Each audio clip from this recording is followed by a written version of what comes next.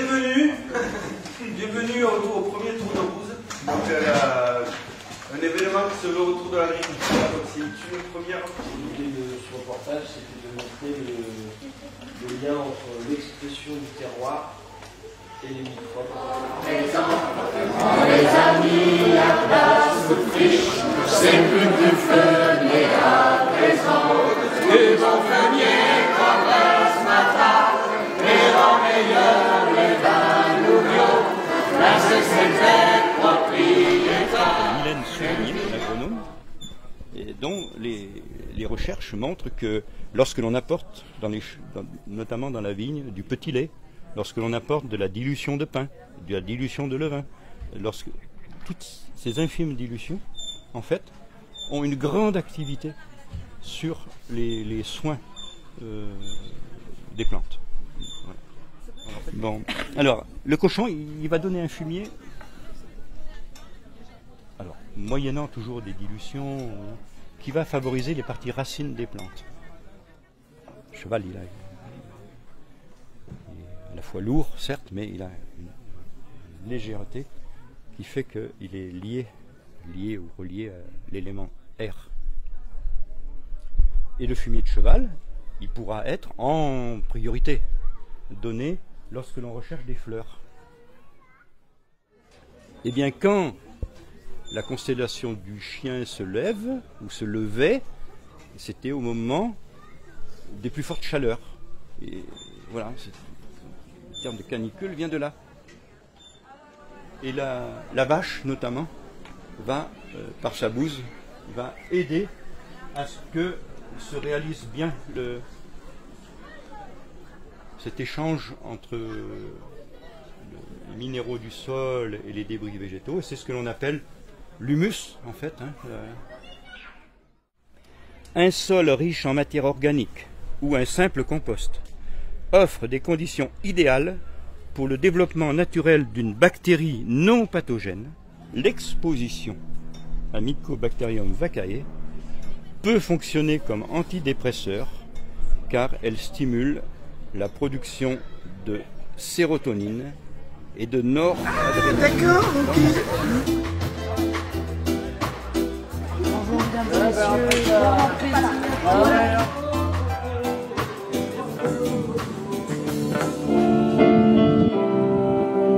Les plus récents travaux scientifiques relèvent des choses étonnantes sur la générosité. Il semble que la générosité soit contagieuse, que les êtres humains soient câblés pour. Qu'agir généreusement attire les mêmes zones de récompense dans notre cerveau que celles des activités liées par le sexe, la nourriture, et que nous faisons plus quand nous possédons peu. J'aimerais que notre verticalité dise notre élégance, notre dignité, notre sobriété.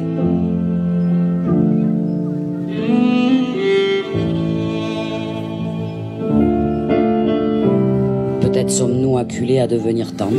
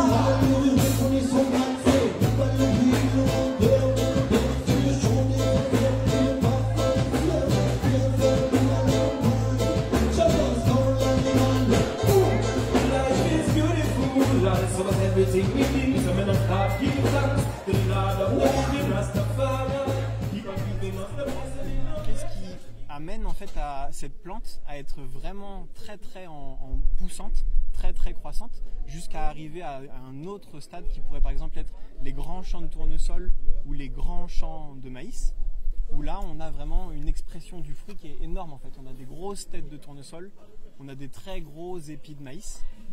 et de voir comment est-ce que ça s'est passé de cette plante à ça, tout en ayant un sol qui n'a pas cette caractéristique.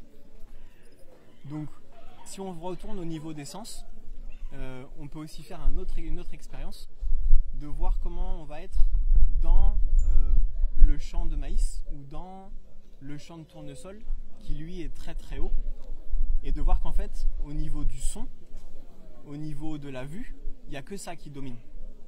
Il n'y a que le maïs, que le tournesol. On n'entend plus vraiment grand chose à l'extérieur. Si vous êtes déjà perdu dans un champ de maïs ou un champ de tournesol, vous voyez que en fait c'est un peu oppressant et on peut vraiment s'y perdre. Une fois qu'on est rentré dedans, on n'arrive plus trop à retrouver l'extériorité. C'est là où on peut voir la différence entre un extrême où on va gérer des très grandes surfaces via les machines et une base peut-être plus petite où là on va être plus en contact avec le sol. Et souvent on s'aperçoit que sur les grandes surfaces qui sont cultivées, le sol lui il est de moins bonne qualité que sur des petites surfaces, des jardins ou autres. Et ça on pourra le voir en piochant à divers endroits, en fonction des endroits qui ont été tassés, voire même par là-bas où les voitures sont passées, comment le sol en fait, lui, il est impacté par ça.